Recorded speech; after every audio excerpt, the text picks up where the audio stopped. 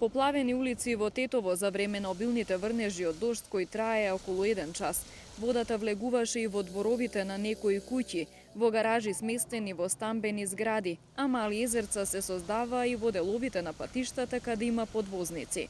Жителите кои живеат на улицата Благоја Тоска во делот кај касарната, често при врнежи од дожд се соочуваат со ваков проблем. Денес тие со кофи и пумпи ја вадеа водата од дворовите.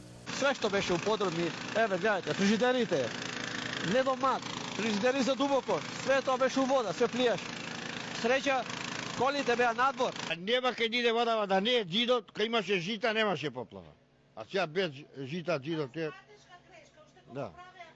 Да. И нема никаква одложа тоа света за пушење шахтето, вчера почна да ги отпушува, ништо не направија. Цел ден работаа ништо. Од општина Тетово велат дека екипи се излезени и работат на расчистување на критичните места. Велат дека допрва ќе се разгледуваат пријавите и евентуалните штети, пошто ќе одлучуваат за следните чекори на состанок на кризниот штаб со сите релевантни институции. Инаку обилниот дожд и град ги зафати тетовските села, каде земјоделците допрва ќе ги проценуваат штетите.